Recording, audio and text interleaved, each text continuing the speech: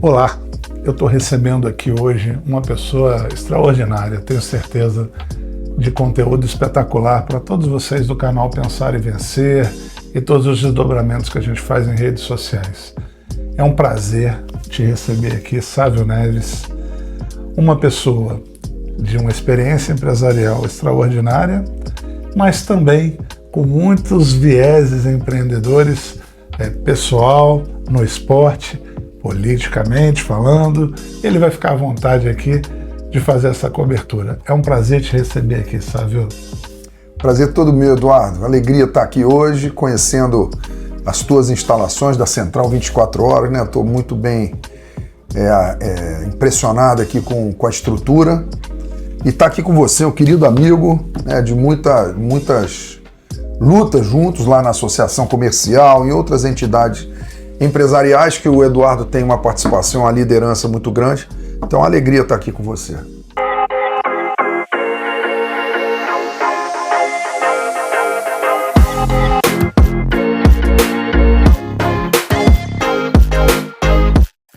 Sávio, a primeira pergunta é o seguinte: qual foi o seu primeiro estímulo empresarial, empreendedor?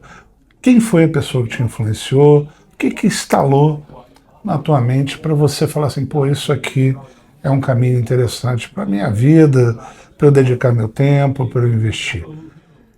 Qual é a primeira lembrança sua empreendedora? Eduardo, desde pequeno eu sempre tive uma curiosidade nesse mundo empresarial, né, de empreender. Então, desde garoto, eu sempre tive eu tenho essa memória lá de trás. Mas quando eu comecei, eu estava fazendo faculdade ainda, eu e um colega meu de sala, a gente comprou um barzinho, um boteco no centro da cidade, que chamava Cheiro Bom. Era uma pensão, um sobrado, ali na rua Leandro Martins, esquina com Uruguaiana, Rua do Acre. É um troncamento ali que é uma bagunça. Era uma bagunça na minha época, piorou muito, hoje ainda é pior ainda, porque ali é os fundos da Central do Brasil, né? Mas a gente conseguia fazer ali um ambiente bacana, porque tinham muitas empresas, tem muitas empresas ali naquela região ali da Presidente Vargas, mas tinha a IBM, era um dos maiores clientes nossos. Tem uma agência enorme do Bradesco, que ainda tem até hoje, ali na Marechal Floriano. Tinha a Capemisa, enfim. Tinha várias empresas que funcionavam ali na época, e a gente fazia convênio, os funcionários almoçavam lá. Eu fiquei naquilo ali 3 anos, estudando e com esse barzinho. Funcionava de segunda a sexta-feira. O centro da cidade tem essa vantagem, que não funciona fim de semana e nem feriado. Então era bom que funcionava naquele momento. Aí logo depois eu formei, entrei para a Varig, a empresa de aviação. E a Varig, para um jovem engenheiro recém-formado, é uma grande escola, né? Era um sonho. Quem formava engenharia na minha época, o sonho era ir para Petrobras, para a Varig, para Embratel na época, né? E eu consegui entrar para a Varig, aviação, e fui fazer curso, aí me especializei em engenharia de aviação, fiquei lá 9 anos ainda, mantive o barzinho na época junto. Pra você ter ideia, Eduardo, na época, quando eu comecei a funcionar o barzinho, o dinheiro que eu retirei no barzinho, o barzinho dá dinheiro. O dinheiro que eu retirei do barzinho, não lembro, vamos dizer que eu tirei R$1.000. Na Varig eu ganhei 1/3 disso, como se fosse R$300 na época. Quer dizer, o barzinho dava 3 vezes o meu salário de engenheiro júnior, né, engenheiro iniciante na Varig. E assim foi, quer dizer, mas depois, 3 anos depois, quando acabou o contrato de locação, contrato comercial, eu e meu amigo também estudava engenharia comigo, nós tivemos que decidir, ou a gente vai continuar com o barzinho e aquele negócio toma tempo e dá trabalho, ou a gente vai investir na vida profissional de engenheiro. E foi o que nós decidimos, com a promessa de, quando ficasse mais velho, comprar um outro bar, que é um ponto de encontro dos amigos. E já tá chegando essa hora, né? Oh. A idade chegou, quem sabe agora abrir um barzinho de novo. Mas foi uma bela experiência também. Você ter um bar, carregar caixa de cerveja, na época caixa de cerveja, transpirar, né, apertado, é uma grande experiência. Sabe, a gente vai produzir vários cortes aqui dessa nossa entrevista, mas eu também tive a oportunidade de ter um bar mais recentemente, né? Mais recentemente não, foi em 1998, final da década de 90, e eu também tive... só que eu cometi alguns grandes erros. E o primeiro erro, apesar do bar depois ter dado dinheiro, bar, restaurante, é que eu fiz todo o investimento com a cabeça de cliente e não com a cabeça de dono de um estabelecimento. E você está fazendo uma narrativa de sucesso, né? E ali deu certo porque era para sua sobrevivência. Qual foi o fator-chave? Porque você não tinha experiência naquele negócio. Nenhuma. E você conseguiu, você falou aqui que ele foi lucrativo. Foi porque vocês estavam mergulhados no negócio, porque é um negócio difícil pra caramba. E a experiência que eu tive, eu precisei de 4 meses para botar ele no azul. Era um investimento junto até com os meus irmãos. E a gente, os 3 ali, trabalhávamos e tal. E cada um fazia, ajudava da forma que podia, mas só funcionava à noite. E à noite é muito complicado. Você ali mesmo de segunda a sexta, quando você passou a dividir isso, você também teve que mudar completamente a maneira de gerir o negócio. Como é que você, com esse case de sucesso, como é que você evitou, como é que você agia rapidamente para que os problemas não... Nosso bar era pequeno. Bom, primeiro que ele custou $15 mil na época. E quando eu vendi, 3 anos depois, vendi por $20 mil. E a gente fez retirada desde o primeiro dia. Eu e esse meu sócio, meu amigo, xerife. Então foi um sucesso. Ele era pequeno, 25 mesas, um sobrado, e almoço durante a semana. O que eu inventei? Eu inventei quinta e sexta o happy hour. Para pegar... Quem almoçava lá queria tomar uma cerveja à noite. Fez um extra. E aí eu fiz um palco que chamava a gente. A gente era ousado. Eu chamei até o Oswaldo Montenegro, tocou lá num botequinzinho desse tamanho. Sensacional. Porque era quinta e sexta, dias que eles estavam muito tranquilos, assim, às vezes, quinta-feira, né? Eles não estavam em temporada nem com show. E a gente chamava muito artista bom. E aquilo foi pegar ar-condicionado, botei um ar-condicionado, uma pensão. Investir no ar-condicionado, às vezes até... Meu sócio falou que você está ficando doido, está gastando dinheiro com esse negócio e tal. E no final, o quinta e sexta noite correspondia a 60% do faturamento da semana inteira. Do almoço, inclusive. Porque né? o bar, o boteco, a bebida, a margem também é maior, né? Sim. Isso aconteceu no meu exemplo, né? Eu falo isso de uma maneira legal, que sexta e sábado à noite representava 60% do faturamento. É isso. De todos os dias. Mas você tem que ter muita agilidade. A mensagem que a gente deixa do que o Sávio está falando você tem que ter uma percepção muito acurada e você tem que transformar isso na prática e fazer os ajustes muito rápido. Flexibilidade e agilidade são pontos fundamentais para esse negócio. Mas vamos lá, sabe? Vamos ultrapassar a fase do comprar barato, né? A questão dos fornecedores, isso é fundamental. Mas uma outra experiência minha como empreendedor, ainda nessa fase de aprendizado, foi uma empresa de eventos que eu montei. Chama Gurita Eventos Produções Limitadas. Já estava no bar ainda ou já tinha vendido o bar? Não, depois do bar. Depois do bar eu já estava na Varig, e aí eu virei plantonista da Varig. Eu podia escolher, porque o aeroporto ele funciona em 4 turnos de 6 horas. Então eu fiquei muito tempo no normal ali, de 7 da manhã a 5 da tarde, aqui na área industrial, aqui no Galeão, na Ilha do Governador. E depois, quando eu avancei um pouco mais lá dentro, eu pude escolher ficar no horário noturno. Então eu ficava de folga, ficava de folga o dia inteiro e trabalhava de 18 às 24. E aí eu abri uma empresa de eventos num sítio que eu tenho lá em Vargem Pequena para movimentar festas de confraternização, empresa, futebol, casamento, o que fosse. E aí montei uma empresa, cheguei a ter 14 funcionários, naquela ocasião minha. Eu fiquei lá 5 anos, mas assim... Quantos anos você tinha? Só para contextualizar para o público. Eu tinha 28 anos, 29 anos. A sua segunda empresa, então, você montou com 28. O trem do Corcovado eu já entrei com 33 anos. Não, então vamos lá. Agora não vamos pular assim pro trem, não. Porque o trem já é Mas também deu muito certo esse negócio do eventos. Eu consegui fazer muita coisa, comprei outros sítios ali na época, ainda tinha uma oferta umas oportunidades de compra ainda. Então hoje, eu tenho esse sítio ainda até hoje, não é mais, eu não toco mais a empresa de eventos, já desde aquela época, mas deu muito certo aquilo ali. Você ficou quanto tempo com essa empresa de eventos? Eu fiquei 5 anos full time ali, tocando e organizando e vendo. Dividindo com a tua função Varig, você não tinha saído da Varig? Não, continuava como engenheiro da Varig. Mas o meu dia a dia, a minha rotina, passou a ser essa de noturno, né, de plantão. Sim. Eu era um engenheiro plantonista, chefe da pista naquele momento que eu estava. Eram 4 chefes, um em cada turno, eu era um deles.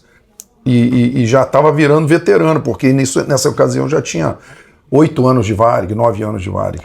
Vamos agora para o pós-empresa de eventos.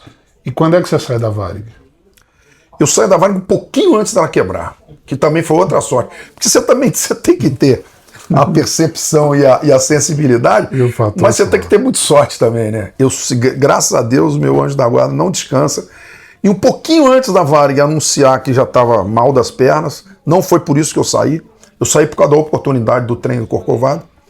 Então foi assim, quando eu ainda fazia no início da minha faculdade, eu fui convidado para fazer estágio no trem do Corcovado.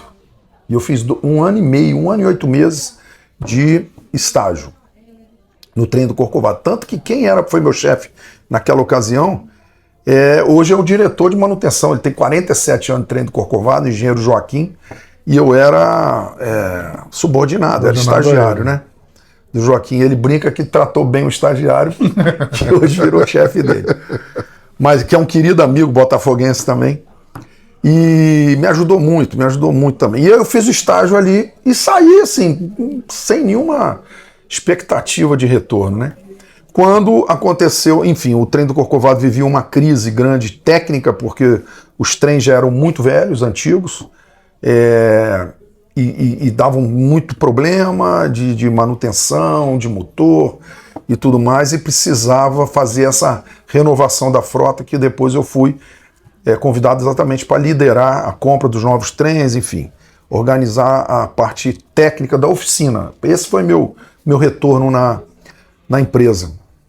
Já entrando aí, você nem perguntou, mas já estou entrando aqui na questão. Então eu entrei pela oficina, pela engenharia.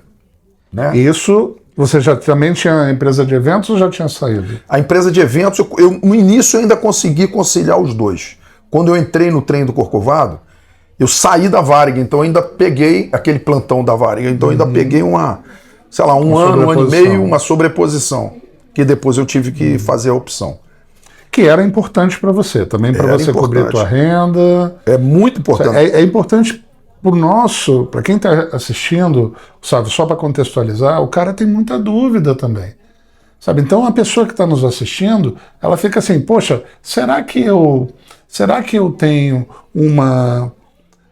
tenho que escolher só uma coisa? Será que E você está equilibrando ali vários pratos o tempo inteiro. Até aqui você tinha no mínimo 2 pratos relevantes, quiçá 3, um saindo e o outro entrando, então só para você continuar. Eu acho importante para quem está nos ouvindo entender a importância de você viver essa realidade do empreendedor que carrega a caixa de cerveja, como fazia lá no meu boteco.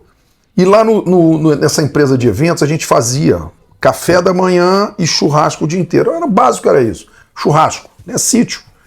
Então, assim, tinha um café da manhã com frutas e tal. Eu ia 5h30 da manhã lá em Irajá, no Ceasa, comprar fruta para festa para 500 pessoas. Porque senão você não tinha margem. Exatamente. Café. Então eu comprava caixa de melancia, caixa de melão, abacaxi, batata, cebola e tal. Era assim minha vida. Isso dá trabalho. Então eu carregava isso, eu tinha uma picape e carregava essas coisas com um ajudante lá do sítio, da empresa de eventos. levava e as pessoas já estavam lá esperando, aguardando. Pô, café da manhã para todo mundo, então aquele misto quente, aquelas coisas todas lá, suco, para 500 pessoas, né? Você imagina isso. Então tem uma margem muito grande. Se você fizer o trabalho, né? E tem um trabalho muito grande também. Então eu acho importante. Quando eu fui para o Trem do Corcovado, a realidade é completamente diferente. Bom, por tudo. Primeiro que essas duas empresas, tanto o Barzinho quanto a empresa... Essa sua ida teve um... fiz uma interrupção aqui, mas o que te motivou? Foi o desafio técnico? O lado financeiro pesou também? Contextualiza para nós. Do assim. Trem do Corcovado? Isso. Quando eu fui chamado, eram 4 sócios, cada um tinha 25%. Um deles era o presidente do Banco Safra, o outro era o maior exportador de café, dono do Fashion Mall, por exemplo, cara grande, né? Os donos lá do Trem do Corcovado. E eles me ofereceram uma participação, lá é uma concessão. Uhum. Então tem tempo de começar e acabar. Você não tem garantia que vai esticar o contrato. E na época faltavam, sei lá, 4 anos para acabar aquele contrato de concessão. Eram pessoas mais velhas e tal. E que aquilo ali era secundário para todos eles ali. Perfeito. Ele falou, Sá, vem para cá que a gente vai te dar uma participação aqui. Aí me deram 10% na ocasião. E eu entrei já como chefe de oficina, entrando na oficina, para fazer uma reestruturação de toda a parte técnica dos trens e tal. Aí eu já tinha uma boa bagagem de manutenção profissional. Eu tinha morado pela Varig em Montevidéu, porque a Varig comprou a Pluna. A Pluna era uma estatal, uma companhia aérea estatal uruguaia, e eu, já na Varig, eu tinha enfim, eu também era, assim, a promessa da Varig, da promessa técnica da Varig, um engenheiro jovem e solteiro e tal. Eles falaram, manda esse menino lá para Montevidéu, nós compramos a Pluna, e ele vai começar a arrumar lá a nossa casa lá, preparar. A Varig comprou 51%, 49% continuaram com o governo uruguaio. Então isso tudo foi me dando uma cancha, né, de oficina, de estruturação, comprar maquinário, contratar as pessoas, fazer entrevista e tal. Em outro país, com outra língua, enfim. Foi uma bela experiência também. Foram 9 meses, morando sozinho. Depois eu fui, quando eu entrei no convite para o Trem do Corcovado, tiveram várias motivações. Claro que eu imaginava, eu saí da Varig, que era uma estrutura enorme, uma das maiores empresas, 7ª como maior companhia aérea do mundo, imagina. Só que no Rio de Janeiro eu tinha 12 mil funcionários. Para ir para uma empresa pequena que tinha 250 funcionários, que tem 250 funcionários. Então, assim, são duas realidades completamente diferentes. Só que eu enxergava no Trem do Corcovado uma possibilidade de crescer, sair inclusive da oficina, da área de manutenção, da graxa, né, que eu chamo, da área da graxa. E foi o que aconteceu. Quer dizer, eu entrei ali no Trem do Corcovado, com todas as carências ali de estrutura e tal. Eu tive uma formação em administração de empresa, eu fiz engenharia, depois eu fiz administração de empresa. Então eu tenho também essa base, essa... E mais um corte aqui rápido. Você fez administração porque você sentiu que era uma lacuna técnica na sua formação? Ou alguém te incentivou também? Foi um complemento que você percebeu? Porque isso é legal falar, porque a gente fala muito de... Hoje essa onda de... questão, você aprende na vida, você é um self... Cara, a gente é muito eletrônico tudo, né? Essa pandemia deu uma embaralhada que complicou muito essa relação. Queria que você falasse um pouquinho por que você complementou, você teve essa segunda graduação sua, porque você está colocando ela porque ela foi importante para você. Muito importante. Eu fiz engenharia mecânica, ela é muito específica. Na época não tinha engenharia de produção. Meus 3 filhos fazem, 2 já formaram, são engenheiros de produção, e a minha caçula, está ainda terminando, está no 4º ano. A engenharia de produção, ela faz esse casamento entre a área técnica, sim, com a área administrativa. E ela te dá um perfil assim de coringa, de genérico, que você tem condições de entender todos os processos onde você for. A mecânica me ajudou muito, principalmente na oficina de avião, E também na oficina do trem do Corcovado. Mas eu precisava também, porque aí você vai. Aí na engenharia tem disso. Quanto melhor técnico você for, menos você é técnico, mais você é administrativo, porque você vai subindo um degrau da carreira e vai virando mais administrativo. Administração de pessoal, administração de material, administração de oficina, de tempo, enfim. E aí eu senti essa falta. E emendei.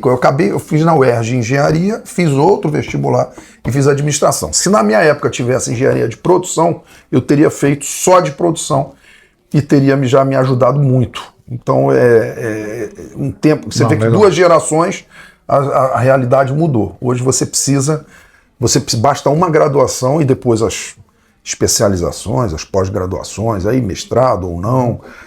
Mas é só para pegar esse ponto, que você percebeu uma lacuna e você agregou isso, e isso voltou para você muito rápido em termos de oportunidades. Né? Eu acho que assim, serve para todo mundo assim, não é uma sugestão e nem muito menos um palpite.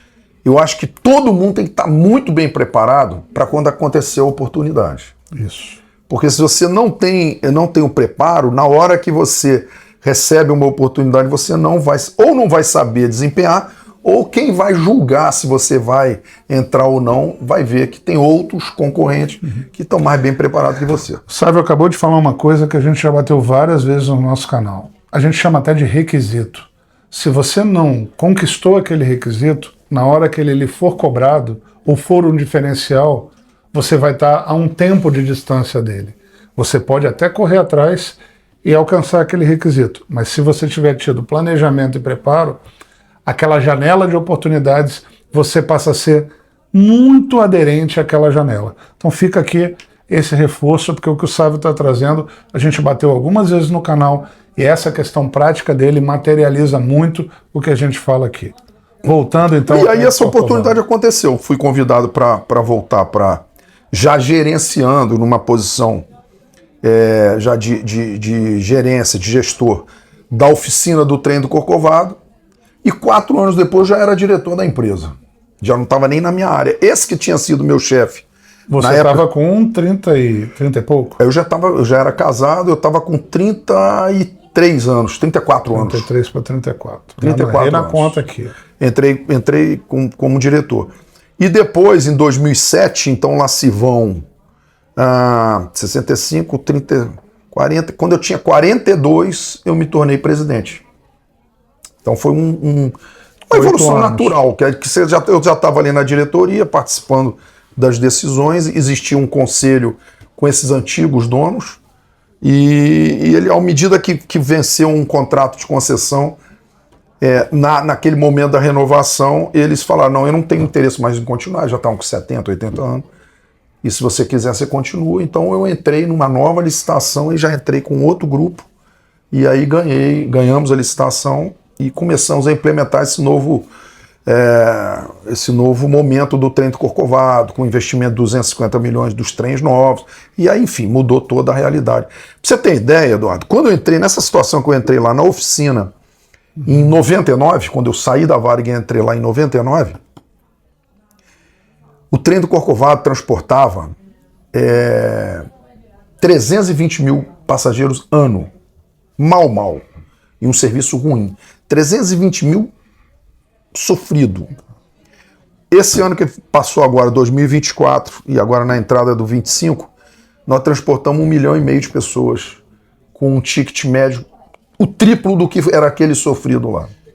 Esse tipo de informação que o Sávio traz, ele trouxe 2 dos principais indicadores dele. Né? Um financeiro e o outro operacional, digamos assim. Eu tenho certeza que ele tem vários outros indicadores que estão no seu dia a dia.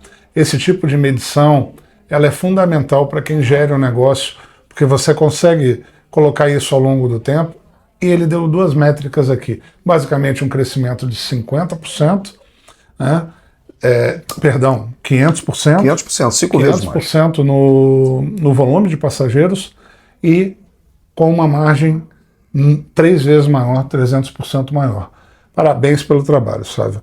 Sávio, eu queria só voltar, porque aí nesse inteirinho aqui, como é que você tem Quando é que o associativismo entra na sua vida? E você é um dos ícones do associativismo voluntário, que a gente chama aqui o associativismo puro, né, que são do sistema das associações, federações e confederação das associações comerciais, industriais, empresariais do Brasil, que é o nome que a gente usa hoje.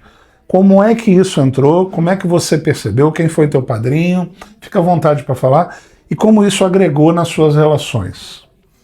Eduardo, esse caminho para entrar nas entidades, enfim, nas associações, sindicatos e tudo mais, foi muito natural, porque o trem do Corcovado ele tem esse protagonismo. Uhum. Então, à medida que quem está ali naquele momento fazendo a gestão do trem do Corcovado, naturalmente ele vai sendo convidado. Então, normalmente, eu participo de 19 entidades. Normalmente, as entidades que eu participo, a grande maioria é turismo. Então, você tem Conselho Nacional de Turismo, Conselho Estadual de Turismo, Conselho Municipal de Turismo. Essas aqui são chapa branca. Uhum. As entidades que eu participo, chapa branca. Aí você vem as privadas. Confederação Nacional do Comércio, CNC, Bens e Serviços e Turismo, que mudaram até o nome por causa da importância do turismo. Você tem a FEComércio aqui no Rio de Janeiro, que também é Sesc, Senac e Sebrae. Você tem, aí tem várias entidades da ferrovia, ligadas à ferrovia, que é um animal em extinção.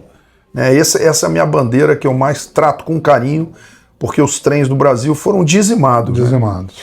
E o trem do Corcovado, por ser o líder, o número 1 dos trens turísticos do Brasil, porque transporta, estou falando em volume de passageiro, 1,5 milhão de pessoas por ano. Pra você ter ideia, o segundo colocado, que é o trem de Campos do Jordão, ele transporta 250 mil. O trem lá da minha terra de São João del Rei transporta 60 mil pessoas por ano. Tem trem que transporta 8 mil por ano. Tem ferrovia que transporta 8 mil passageiros por ano. Então nós temos um ranking lá de 32 trens heróis, que ainda estão nos trilhos. Heróis da resistência. Funcionando, e o trem do Corcovado tem essa liderança. Então, por conta disso, por conta do trem, muito mais do que mérito meu, eu participo de algumas entidades ligadas à ferrovia. Eu fiz algumas lacunas, a gente sentiu necessidade, e aí eu já estava mais, eu estou lá há 26 anos, eu já estava mais entrosado com o grupo e tive a iniciativa de montar algumas entidades que faziam falta e hoje são os nossos interlocutores junto ao poder público e mesmo no grupo privado, que é a Associação Brasileira de Trens Turísticos, a BOTC. Fiquei presidente 9 anos. Hoje o presidente é quem opera o trem de Curitiba-Paranaguá, Morretes, que é o Adonai. Eu estou de vice-presidente dele. Mas achava que eu fui o primeiro presidente, achava que tinha que passar essa bola para frente para a gente ter uma renovação saudável. Já tinha ficado até demais lá. Mas é uma entidade madura que hoje participa do Conselho Nacional de Turismo, que é um braço, um apêndice do Ministério do Turismo. E o outro foi a ANP Trilhos, Associação Nacional dos Operadores de Passageiros, dos operadores de trens para passageiros. Então não entra os trens de carga, só entra o trem de passageiro. E aí essa é a maior entidade hoje ferroviária do Brasil, sede em Brasília, que pega, por exemplo, o metrô de Porto Alegre, metrô de São Paulo, metrô do Rio de Janeiro, todo o sistema metroferroviário do Brasil, todos os trens turísticos, esses 32 trens turísticos, e toda a Supervia. Tem gente que acha que metrô não é trem, né? Porque é um sistema. Eles fazem uma distinção, metroferrovia, né?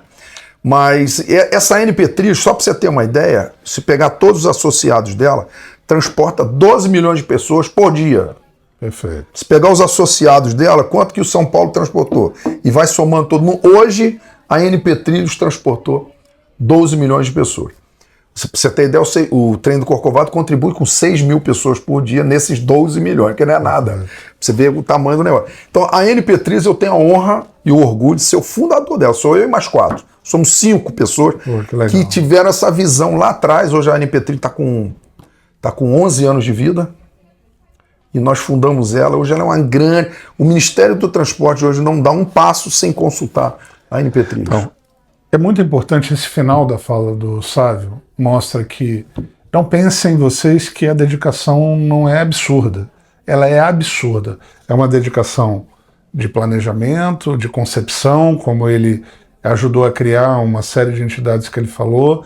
Eu convivi com o Sávio no sistema associativista, muitos anos, que é a Associação Comercial do Rio de Janeiro. Ele presidiu conselho, ocupou diversos cargos lá de liderança, vice-presidências, etc. Sempre cogitado, inclusive a presidir a casa. Não colocou o nome à disposição por opção. Mas vocês não têm noção, quem nunca viveu isso, ou viveu pouco, não tem noção do tempo e da energia que você precisa dedicar a essas instituições. Mas o ponto central que o Sávio está falando é que ele verificou que esse elo de ligação era fundamental como interlocução, né? E aí o Estado, principalmente para um mercado concessionado como esse mercado, é fundamental que você tenha uma interlocução com uma musculatura boa, com gente boa, com seriedade, com competência, com ética por trás dessas entidades. Elas não vão ser respeitadas se você não tiver pessoas que representem esses valores. Eu acho que o Sávio está falando aqui é muito dessa mensagem.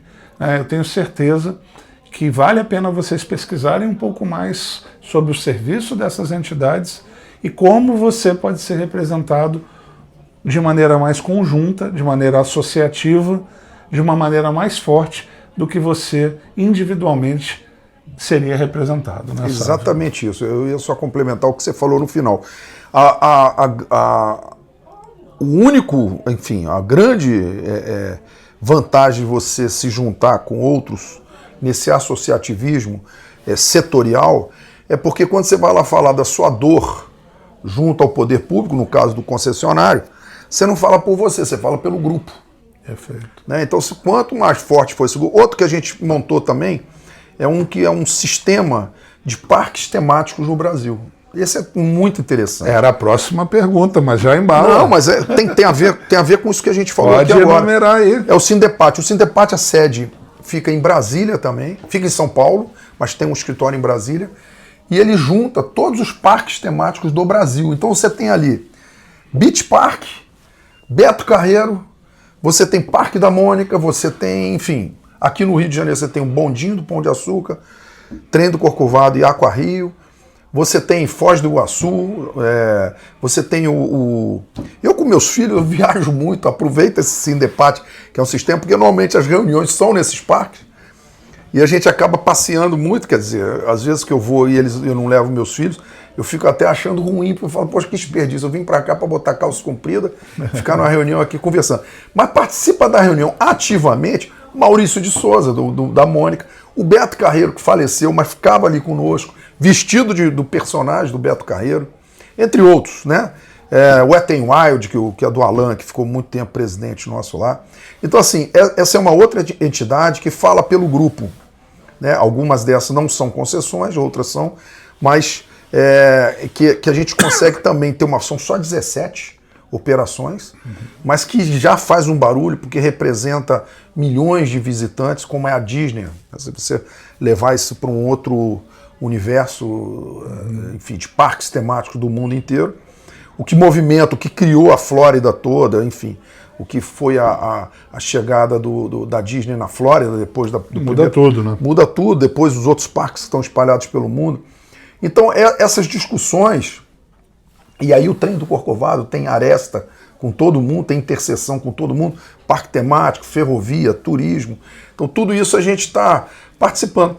E, Eduardo, você também é uma grande liderança que participa muito dessas discussões e sabe e entende a importância de estar ali discutindo, provocando o poder público. E aqui no Rio de Janeiro, por exemplo, um dos temas mais importantes para a gente é a segurança, né?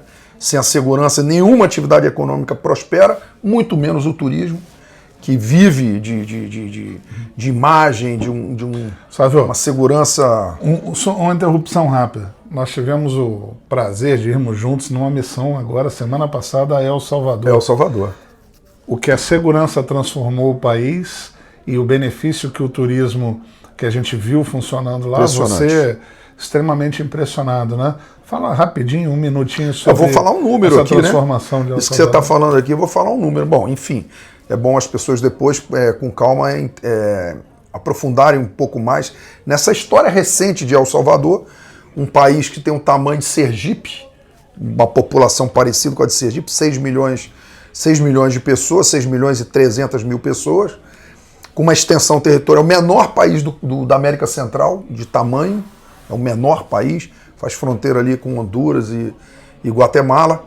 Mas um presidente, podemos falar aqui, um garoto, sem nenhum demérito para a palavra, muito pelo contrário, é uma virtude o cara ser novo. Cheio de energia, 30 e poucos anos, reeleito com votação expressiva.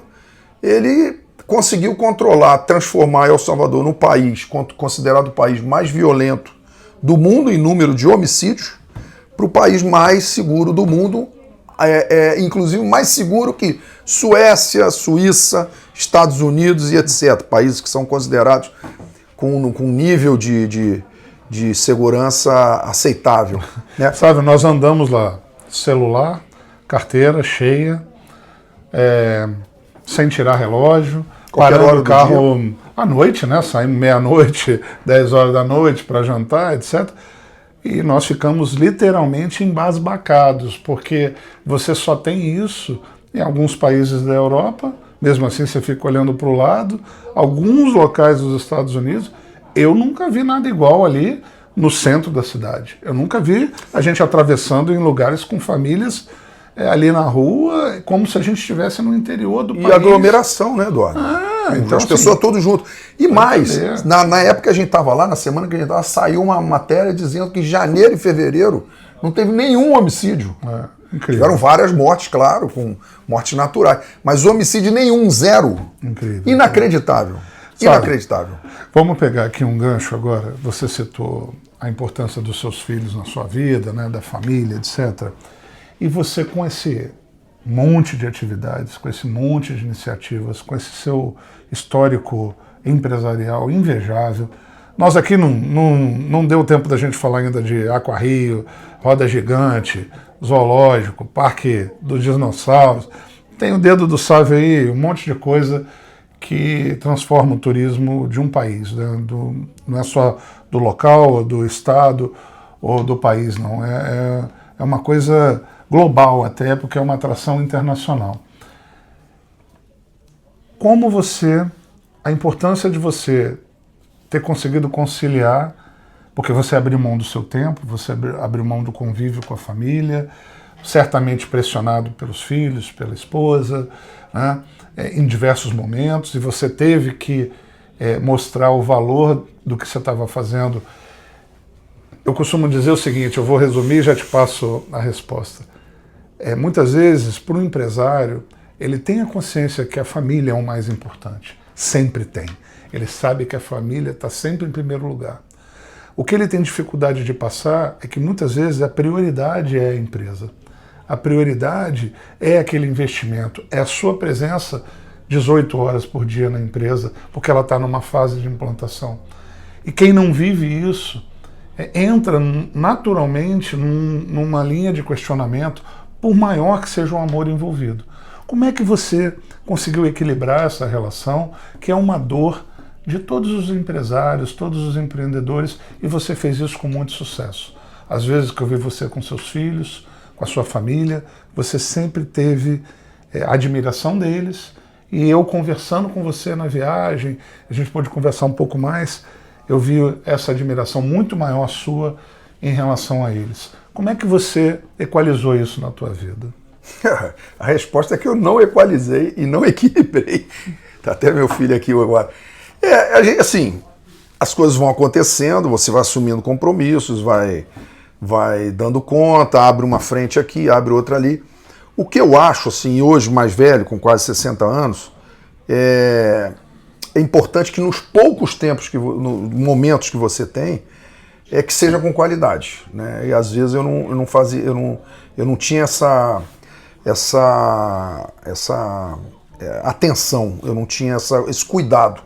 Então o que eu procuro fazer, já há um tempo já, naqueles poucos momentos que a gente está junto, fim de semana que seja, no café da manhã, no jantar, ou buscando no colégio, ou levando no colégio quando eles eram menorzinhos, enfim, é ter qualidade naquele negócio. Ter qualidade não é só, não é que você não discorde, que você não discuta, que você não brigue, isso faz parte até da relação ali, mas é qualidade e você tendo, mais importante de tudo, que é amor, paciência, dos dois lados, né? O filho também tendo com você, eu acho que essa relação fica equilibrada dentro de uma convivência normal. Então, assim, não tem isso, eu não teria como te dizer qual é a receita de bolo. Eu acho que é o dia a dia, é uma conquista diária. Mas a sua consciência foi sendo formatada, né, sabe? Você foi aprimorando e foi percebendo que a qualidade era fundamental, né? É isso. Sabe, eu queria que você falasse, a gente está indo agora para a reta final desse nosso podcast, da entrevista, que se você deixar a gente vai ficar aqui horas. Muito bom. Se você pudesse elencar o seu principal, ou os seus principais, eu não vou pedir um só, qual foi a vez que você falou assim, pô, não vai dar? Pô, tô com um míssil de tudo quanto é lado aqui, barreiras intransponíveis, e você foi lá, saiu do outro lado. Quais o momento, ou os 2, 3 principais momentos que você foi tentado a desistir e você foi resiliente, você buscou novos caminhos, você fez a sua criatividade aflorar, você inovou? O que você poderia, assim, no seu balanço de quase 60 anos, com certeza aí mais de 40 empreendendo, né? O que você olha para trás ali para o retrovisor e fala assim, pô, isso daqui para mim foi duro, de uma maneira bem objetiva? Eduardo, a primeira é uma que todo mundo viveu, que é a pandemia. O turismo foi o primeiro a fechar e o último a reabrir. Bomba atômica. Né? E ali naquele momento, quer dizer, nós ficamos, no trem do Corcovado, nós ficamos 7 meses e pouco, quase 8 meses fechados. Quase 8. E o aquarrio, todos eles. E o aquarrio ainda tem um agravante, porque os peixes, os animais, precisam de ter toda luz, controle de temperatura da água, a questão da qualidade da água, de cloro, enfim, oxigenação, enfim, tudo funcionando. Os veterinários, os biólogos. Então, assim, pra você ter ideia como é que foi ali a vida no aquarrio. Pandemia. O trem do Corcovado, mesma coisa. Os trens a gente tinha que circular com eles de teste todos os dias. Então mantivemos lá funcionamento, só não tinha receita. A despesa era igual de energia elétrica. O que não funciona estraga. Os funcionários não mandamos nenhum funcionário embora. Nenhum funcionário. Por quê? Porque o trem do Corcovado é o único trem desse tipo, nessa característica do mundo. Que é um trem de cremalheira. Você não encontra essa mão de obra no mercado. Você não, um maquinista da Supervia, você vai, pega um que já saiu de outra ferrovia e tal, e adapta e bota ali, bota no metrô, bota na Supervia. O trem do Corcovado não, é um trem específico, só tem esse aqui no Rio de Janeiro, no Brasil. Então, assim, na pandemia, só para falar assim, talvez que foi agora, e que bom que foi agora, porque eu já estava mais maduro até para aguentar esse tranco, eu cheguei a me endividar nos bancos 28 milhões de reais. Eu pegava dinheiro no banco, e vários bancos parceiros, que foram meus bancos parceiros nas vacas gordas, também foram meus parceiros quando eu estava na vaca magra. Caixa Econômica Federal, Banco do Brasil, Bradesco, Santander e Itaú. Os 5 participaram comigo dessa alavancagem. Então a gente pegou, pagou os funcionários, manteve tudo. Quando a gente retomou, isso eu tinha acabado de comprar o trem novo. A gente acabou de comprar o trem novo. Financiamento todo. Financiamento de 14 anos num banco alemão, que eu tenho que pagar $1 milhão a cada 6 meses. $1 milhão a cada 6 meses. Março e agosto. Enfim, com tudo isso eu falei, agora eu vou acabar com o patrimônio meu e da minha família, porque o tombo é enorme. Também quando você está, né? Quanto mais alto, o tombo é enorme. Mas graças a Deus, quando a gente retomou a operação, a gente fez uma repactuação do contrato de concessão, a gente conseguiu acertar as dívidas, a gente conseguiu escalonar e fazer um planejamento a médio e longo prazo. Algumas eu ainda estou pagando ainda, mas rapidamente eu me desfiz daquele piano que estava nas minhas costas. Então esse foi um momento, talvez assim, empresarialmente o mais difícil, mas com medidas austeras, medidas corajosas, tivemos que tomar essas medidas, né? Independente de... Mas que bom que você respondeu isso, sabe? Porque toda a nossa audiência viveu a pandemia. É isso. Então eu agradeço você ter respondido com objetividade, com foco, que eu acho que é uma lição para todo mundo. Sabe, eu vou te fazer uma pergunta para a gente ir mais para a linha final do nosso papo. Sávio entrou numa máquina do tempo, esse Sávio de hoje, agora que está aqui comigo, entrou numa máquina do tempo e voltou, e você está com 18 anos agora. O que você, Sávio de 60, diria para esse Sávio que você está aqui com a câmera ali na frente, você está falando para o Sávio de 18? O que você reforçaria para ele do que você fez de bom? O que você ajustaria na rota dele? Vale para qualquer garoto de 18 anos, mas você está falando para você, com tudo que você acumulou. O que você diria para esse Sávio de 18? Também é outra pergunta que não tem uma fórmula mágica, mas eu diria que a pessoa se prepara para estar, aí que a gente falou lá no início dessa nossa conversa, para você estar apto às oportunidades que aparecerem. Então, 18 anos, que é a idade que você me colocou aqui, é uma idade que a pessoa está ali na chegada dessa capacitação de uma faculdade. Exatamente quando a pessoa vai decidir o que vai fazer. Então, escolha o caminho que melhor lhe der prazer, ou, no meu caso, eu escolhi a engenharia porque achava que ia me dar mais oportunidades, abrir mais portas. Escolha esse caminho, se dedique, seja um bom aluno e depois você vai ser um bom profissional, com certeza, porque você vai ter a teoria e depois vai adicionar a prática nisso. Esse é o primeiro. E procure, e aí já na vida profissional, procure as oportunidades que vão aparecer. Quando elas não chegam espontaneamente, você tem que procurar. Por exemplo, hoje, se eu tivesse a idade do meu filho, 26 anos, já formado, com a garra, com a saúde que ele tem, eu iria para El Salvador. Nós fomos lá agora. Quantidade de oportunidades que tem lá. Né? Na idade do meu pai, na geração do meu pai, década de 50 e 60, essa oportunidade era Brasília.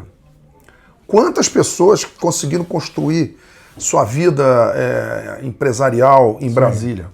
Né? Palmas, Tocantins, muito depois. Palmas, né? depois, agora um pouco mais recente.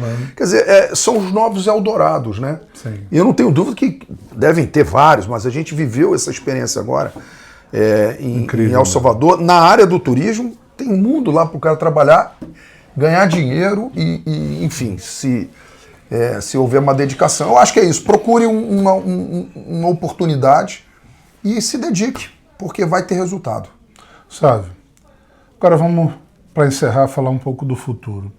Como é que você se vê no curto, no médio, e vamos botar longo prazo, que você é um cara muito saudável, ou seja, vamos falar de 5 anos, 10 anos e mais de 10 anos, se você ainda tem sonhos, se você ainda quer realizar, se você vai tirar o pé do acelerador um pouquinho, mas você vai continuar usando, e qual o legado que você quer deixar para os seus filhos e para os seus amigos, para o mercado? No curto prazo, Eduardo, a gente está num projeto que me motiva muito, me estimula muito, que é o sistema aquaviário de toda a bacia Barra e Jacarepaguá. São 5 lagoas: Lagoa da Barra, Camurim, Jacarepaguá, Marapendi e...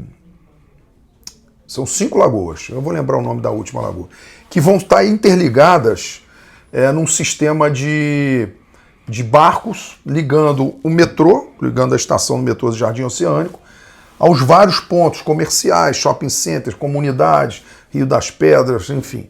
São mais de 16 estações que vão trabalhar um projeto muito ambicioso, e é novidade também, é uma inovação, porque pela primeira vez, aqui no Rio, pelo menos, São Paulo já começou uma atividade incipiente ali no Tietê, mas ainda também é estatal, que quem tá fazendo é a Prefeitura de São Paulo. Mas aqui é uma iniciativa privada, uma concessão, onde a gente vai ter oportunidade de trazer essa novidade, esse modal lagunar, né, numa bacia hidrográfica para substituir o transporte nas ruas, né, enfim, o combustão e tal. Eu acho que isso daí é uma novidade para essa nova geração que vai chegar, principalmente nessa região aqui da Zona Oeste.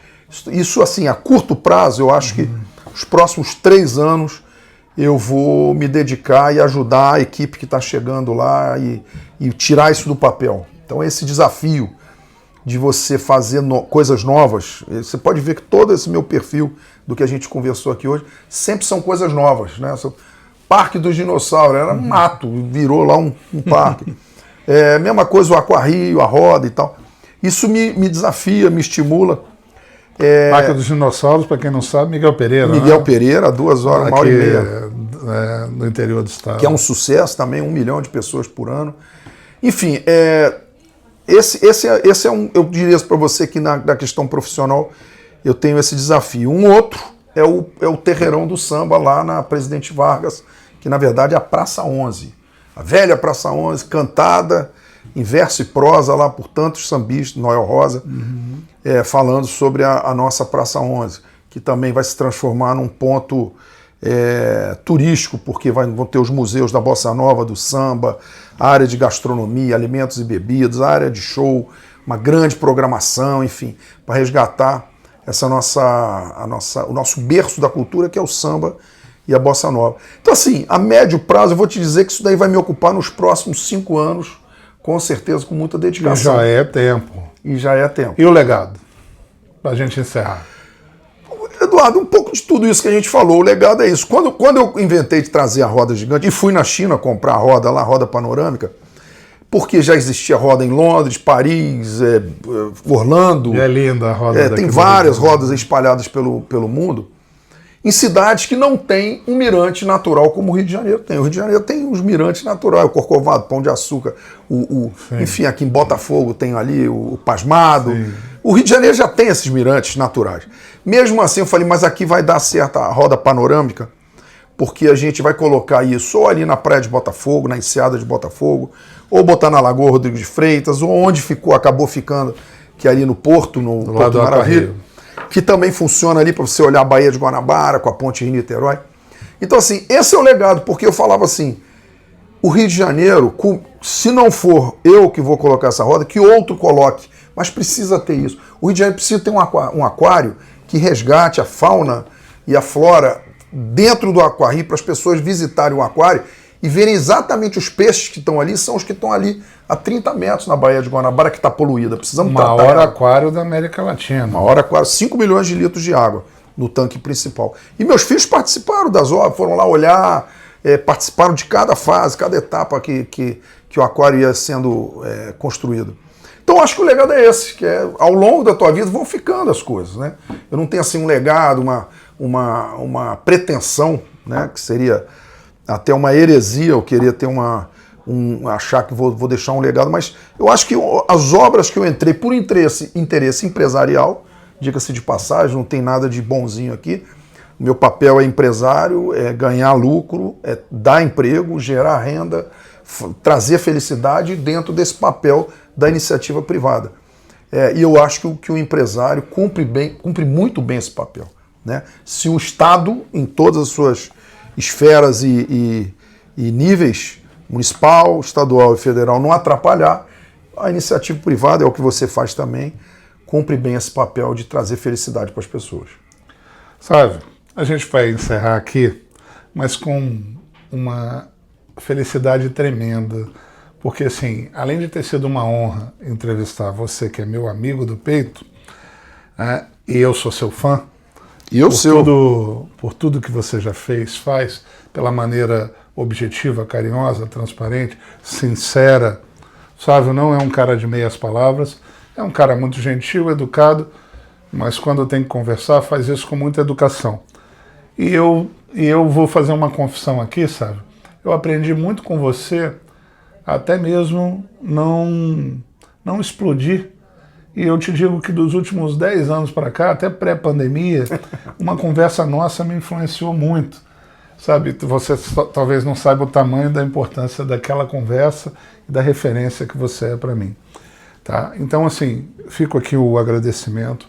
O público vai ter um conteúdo de classe mundial, não tem outra caracterização, e os cortes que serão feitos pelo nosso time vão dar uma amplitude a essa entrevista, como poucas vezes a nossa audiência já teve condição de ver. Então, muito obrigado por ter ficado aqui na bancada e por você fazer o que você faz, por você continuar sonhando e por você continuar entregando pelo menos nos próximos 10 anos, que você botou 5, mas 10 vai, e você não vai parar com 70, que eu te conheço, então você vai muito mais. A gente vai ter o Sávio por no mínimo mais 25 anos, que eu acho que antes dos 85 ele não tem a menor condição de parar, e depois ele vai só tirar o pé do acelerador.